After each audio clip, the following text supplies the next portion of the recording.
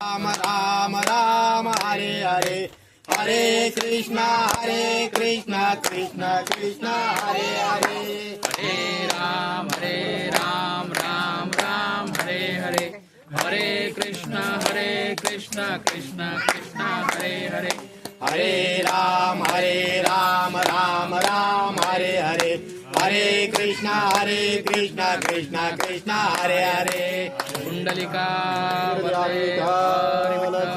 श्री ज्ञानदेव तुकाराम पंढरीनाथ भगवान की जय। माऊली ज्ञानेश्वर महाराज की जय। जगद्गुरु तुकाराम महाराज की जय। सद्गुरुनाथ महाराज की जय। सब संतन की जय। हर हर महादेव। श्री राम अवधूत चिंतन श्री गुरुदेव दत्त।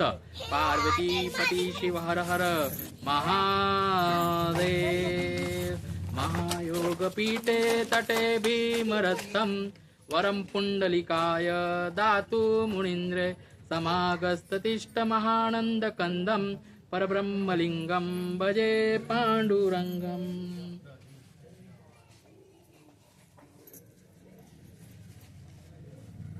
आज माझे मोठे भाऊ संजय हनुमंत सुतार यांचं प्रथम वर्ष श्राद्ध, प्रथम पुण्यस्मरण, त्या निमित्ताने माझं पामराकडे ही प्रवचन रूपी सेवा आलेली आहे।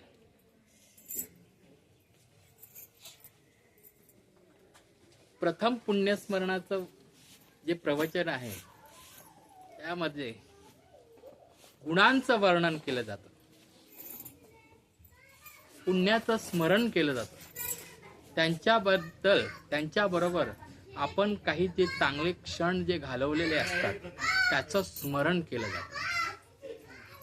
तर असो, या प्रवचन रूपी सेवेसाठी निवडलेली ओवी 5व्या अध्यायामधली 19व्या श्लोकातली 96वी ओवी आहे।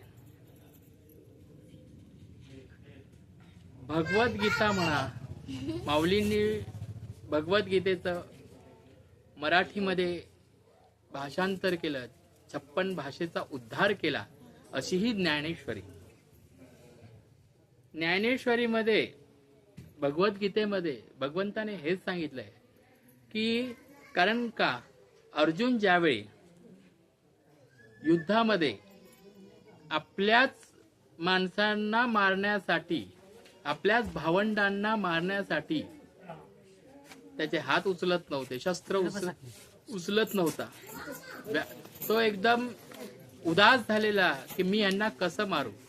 त्यासाठी ही भगवद्गीता भगवंताने जी युद्धामध्ये अर्जुनाला जे संवाद सांगितला, अर्जुन आणि कृष्ण भगवंताचा जो संवाद आहे ती भगवद्गीता, आणि त्याचं सुंदर असं निरूपण माऊलींनी मराठीमध्ये ज्ञानेश्वरीमध्ये केलेलं आहे।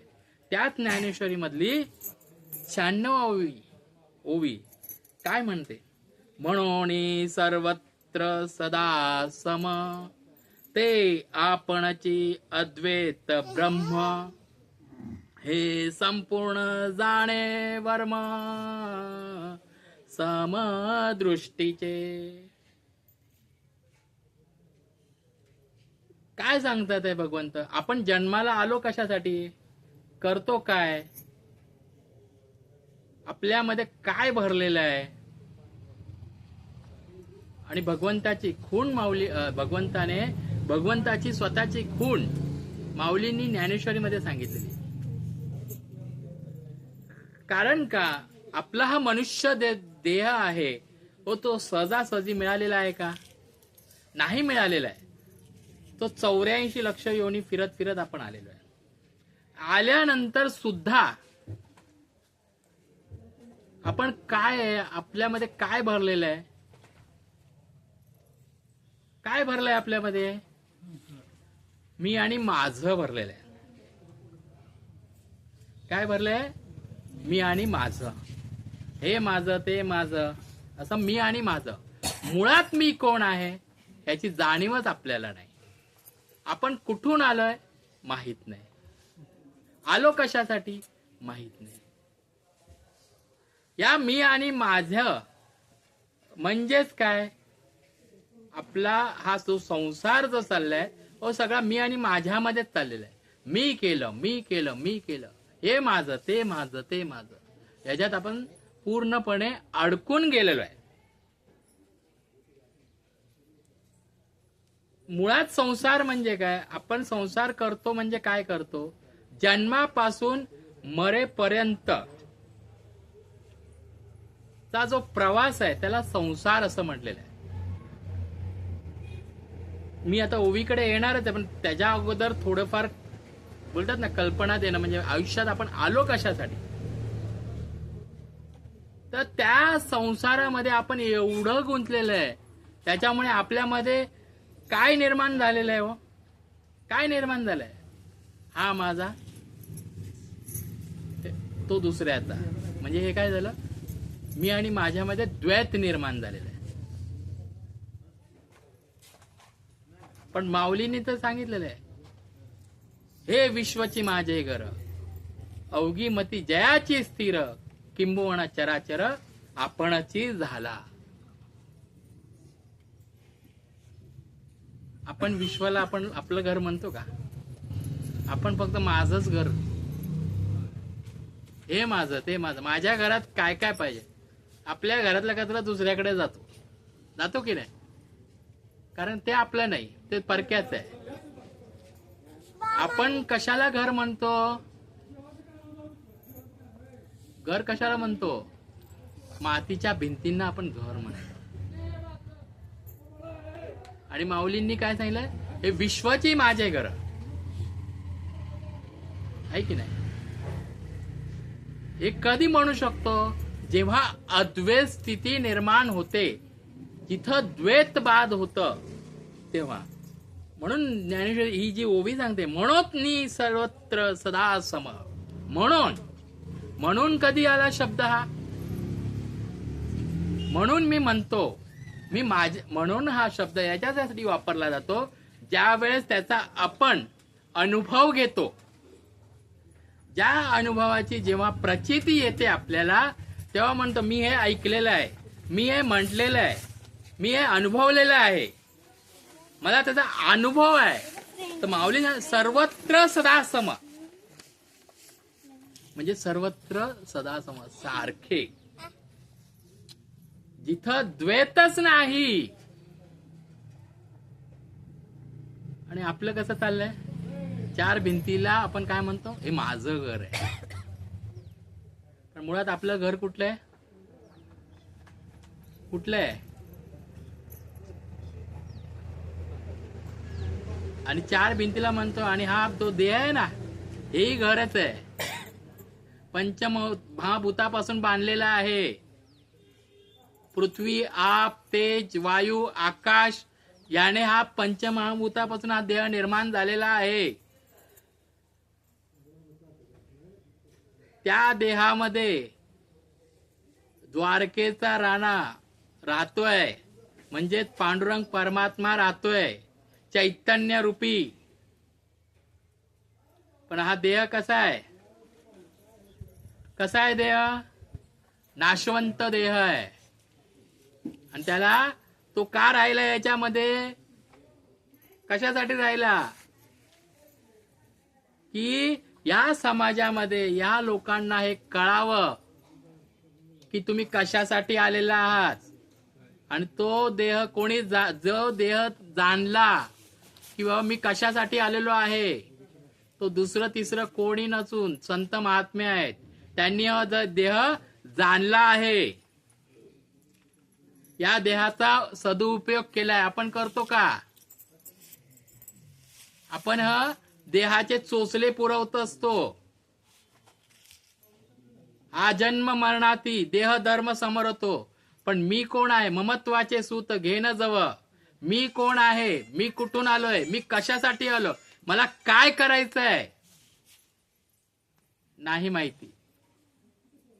हे जे जाणतात, याचा जे अनुभव घेतात, ते दुसरे तिसरे कोणी नसून संत महात्मे आहे, सद्गुरू आहे, सत्य गोष्टीची ओळख त्यांनी जाणलेली आहे.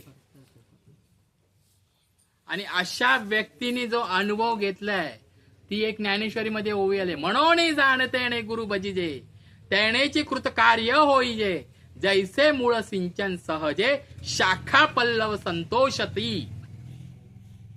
ज्याने या गोष्टीचा अनुभव घेतलाय, मी कशासाठी आलेलो आहे, मला करायचं काय आहे, हे ज्याने जाणलं, अनुभवलं, त्याने काय केलं पाहिजे, ही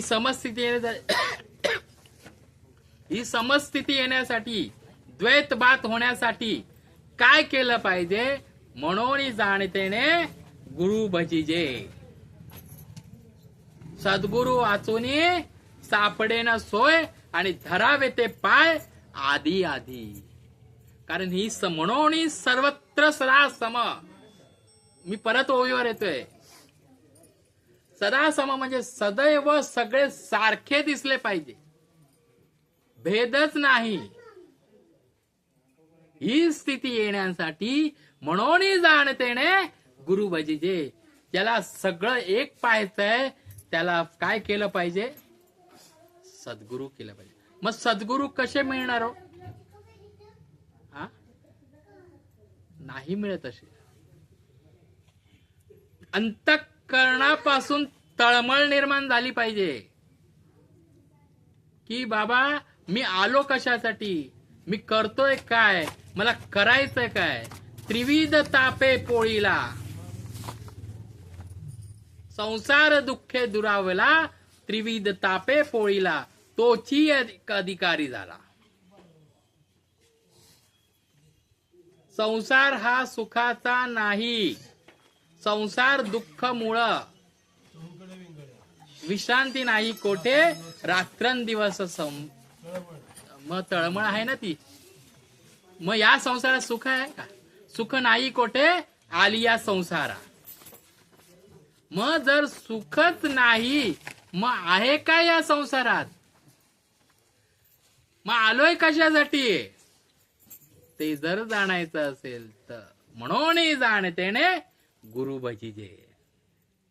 मग गुरु भजिजे तर गुरु काय सहज मिळणार का हो? सगळं काय मिळेल पण सद्गुरू नाही मिळत हो. सद्गुरूसाठी अंतःकरणात तळमळ वाटली पाहिजे की मला माझे सद्गुरू कसे भेटतील. माझे तुकोबारायांना सद्गुरू मिळण्यासाठी किती चिंतन केलं हो. भंडारा डोंगरावर, भामगिरी डोंगरावर, भालचंद्र डोंगरावर ध्यास केला. आणि देहाची अक्षरशः आतमध्ये तहान भूक सगळी विसरली. आणि मग काय 15 दिवसामध्ये झाला साक्षात्कार. बाबाजी सद्गुरू त्यांना भेटले. जेव्हा आपल्या अंतःकरणामध्ये तळमळ निर्माण होते तेव्हा माझ्या विठोबाचा कैसा प्रेम भाव आणि आपणची देव होय गुरु. देवाला सद्गुरूंच्या माध्यमातून यावं लागतं. आणि सद्गुरू जेव्हा आपल्याला बोध करतात, ओळख करून देतात, मी कोण आणि गुरु. गुरु करावा बळकट, धरावे त्याचे मनगट, विचारावे प्रश्न दोन, मी कोण आणि देव कोण. कारण देवा आणि माझ्यामध्ये जो मायेचा अज्ञानाचा पडदा आहे तो घालवणारे दुसरे तिसरे कोणी नसून सद्गुरूच आहे. या सद्गुरूंनी जेव्हा आपल्याला ओळख करून दिली तर काय जागृत होतो. मज हृदयी सद्गुरू जेणे तारीला हा संसारू, म्हणून विशेष अत्यादरू विवेकावरी. विवेक जागृत होतो. विवेक म्हणजे काय, इह लोकापासून परलोकापर्यंत आत्मा हा अविनाशी आहे. या स्थितीवर जो राहिला त्याला विवेक म्हणतात. म्हणजे हा देह आपला नाही, आपल्या सर्वांच्या हृदयामध्ये जो नांदतोय तो एकच आहे, तेच एक सत्य आहे. आणि त्याला पाहिल्यानंतर द्वैतच राहत नाही. देहाच्या पलीकडे जायचं आपल्याला. आणि ते बघण्यासाठी एक व्यापक दृष्टी लागते. म्हणजेच आपण त्याला तिसरा डोळा म्हणतो. तो दुसरीकडे नसून भूमध्य त्रिकुटीच्या स्थानी आहे. आणि त्याला जर पाहायचं असेल, त्या भूमध्य त्रिकुटीच्या स्थानी आपल्याला एकरूप व्हावं लागतं. ते एकरूप व्हायचं जे साधन आहे ते नामस्मरण आहे. ते नामाचा बोध दुसरं तिसरं कोणी देत नाही. ते सद्गुरूंपासूनच मिळतं. मग जेव्हा आपण सद्गुरूंनी दिलेल्या नामाचं स्मरण करतो, तो देहीच विदेही अवस्था होते. तेव्हा या ओवीचं पहिलं जे प्रमाण आहे, म्हणून सर्वत्र सदा सम.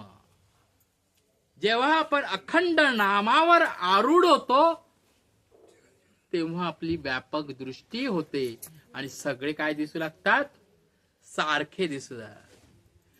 आणि मग आपण काय आहे, अद्वैत ब्रह्म होतो. कशाने? नामाच्या स्मरणाने. देव पाहावयासी गेलो आणि देवच होऊन ठेलो. पण कधी? नामावर आरूढ राहिल्यानंतर. नाही तर आपलं नाम कसं असतं, राम राम राम राम राम राम राम. नाही, ओठ न आले, कंठ न आले, जिव्यान रटे राम राम, हमारा भजन करे हम बैठे आराम. ही स्थिती झाली पाहिजे. कारण मुखाने जर राम म्हटलं तर आपल्याला शेवटचा याचसाठी होता केला अट्टहास आणि शेवटचा दिवस गोड व्हावा. मग शेवटचा दिवस कसा गोड होईल? कसा गोड होईल? शेवटचा दिवस गोड होण्यासाठी माणूस मरताना या मुखाने जर राम म्हटलं तर पहिलं काय जातो? मरण्याच्या वेळेस काय जातं? पहिलं काय जातं? वाचा जाते. मग मुखाने राम कसं म्हणणार? श्वास चालू राहतात पण राम म्हणू शकत नाही. म्हणून भगवंत खूप कलाकार आहे, खूप उदार आहे. आपल्याला जो लाख मोलाचा देह दिलाय त्यात 2 मुख दिली आहेत भगवंताने आपल्याला, अधोमुख आणि ऊर्ध्वमुख. ऊर्ध्वमुख दिलंय सद्गुरू आपल्याला, ऊर्ध्वमुखाने शिकवतात नामाचं स्मरण. मग शेवटचा श्वास सुद्धा नामातच जातो. अखंड नामस्मरण. वाचा जरी गेली तरी श्वास चालू असतात आणि तो शेवटचा श्वास जर गेला, श्वासातच आपला जर जीव गेला तर आपण कुठं जातो? आत्म्याशी परमात्म्याचं मिलन. म्हणजे जिथून आलोय तिथं जातो. म्हणजे व्यापक रूपात आपण जातो. आतापर्यंत हा देहामध्ये आपण बांधलो होतो, जीव रूपाला होतो. जीवाचं काय होतं? व्यापक स्वरूप होतं आणि त्याच्याशी एकरूप होऊन जातो. ते आपण ती अद्वैत ब्रह्म म्हणजे असा आपल्याला अनुभव होतो. म्हणजे देव पाहावयासी गेलो आणि देवच होऊन ठेलो, हे संपूर्ण जाणे वर्म. हे जो जाणतो, कोण जाणतो?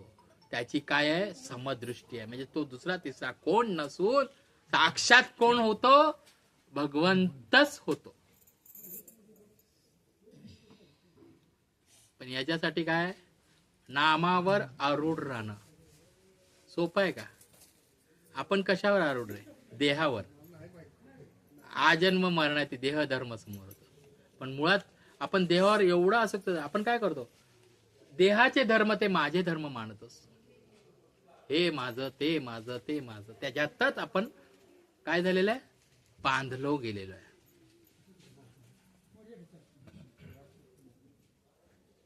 पण आपल्याला काय करायचंय? देहाच्या पलीकडे जो आहे. आता आपल्याला सगळ्यांना माहिती आहे अभंग. देवाची या द्वारी उभा क्षण भरी आणि तेणे मुक्तीचारी साधी आल्या. मग देवाचं द्वार सांगितलं का देवळाचं द्वार सांगितलं? कुठलं द्वार सांगितलं? मग देवाचं द्वार कुठे आहे?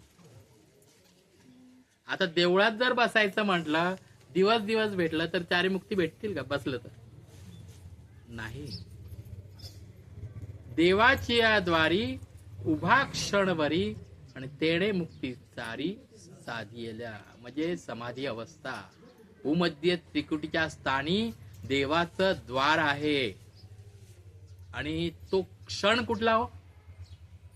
क्षण म्हणजे आपण रोज मरतो.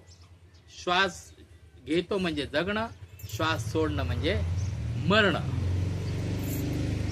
कधी एक वेळ अशी येते की श्वास बाहेरच जात नाही. मग तो जो क्षण आहे देवाची याद्वारे उभा श्वास भगवंताच्या नामामध्ये घेतला, तो जो क्षण आहे ना, तेव्हा चारी मुक्ती साधली समाधी अवस्थेत. आणि त्यात जर प्राण गेला तर चारी मुक्ती कुठल्या आहेत? कुठल्या आहेत चारी मुक्ती? आप्पा कुठल्या आहेत चारी मुक्ती? समीपता, सलोकता, स्वरूपता आणि सायुज्यता, या चार मुक्ती आहेत. समीपता म्हणजे काय?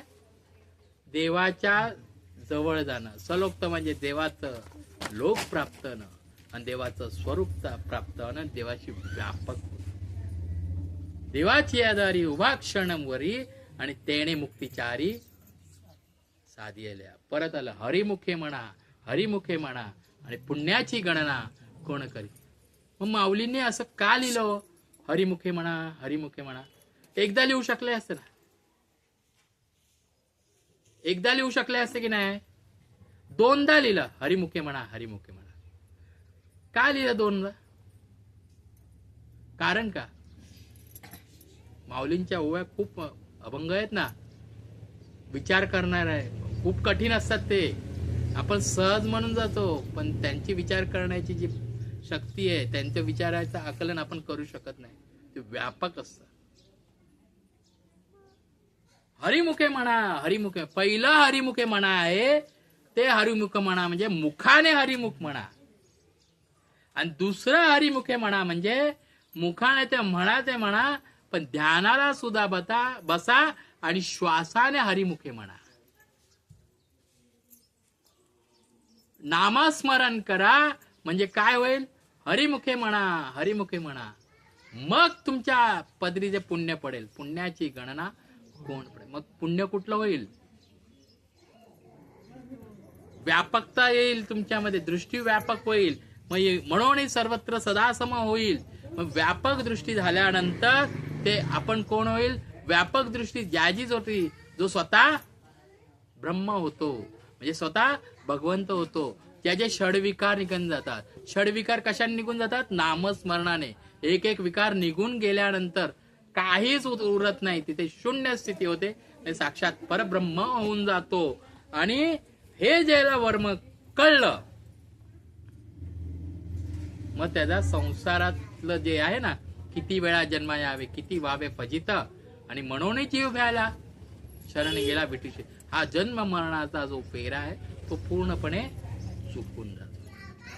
पण हे वर्म जाणे, मग या वर्म जाणलं पाहिजे. आणि वर्म दुसरं तिसरं कोणी नाही, सद्गुरू वाचूनी सापडे नसोय. तर असो, मी तुमचा जास्त वेळ घेत नाही. कारण का की मला तिथून येतात आहे, संकेत येतात आहे की आता आपलं आटपलं पाहिजे. आणि थोडंसं माझं प्रवचन, मला गोष्ट सांगता येत नाही किंवा विनोद सांगता येत नाही किंवा सध्याची परिस्थिती, मी फक्त ज्ञानच देण्याचा प्रयत्न केला. तर असो, झालेली सेवा तुम्हा सर्व संत मायबापांच्या चरणी अर्पण करून सेवेला पूर्ण विराम देतो. आता फुलाचा आता कार्यक्रमाचे आयोजक आहेत, ते सांगतील काय करायचं पुढं.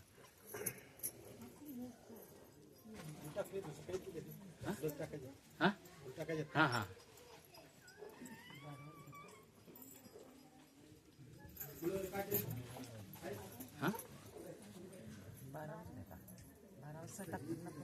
आपण आता हे लवकर ह्यांना जेवायचं आहे ना काय.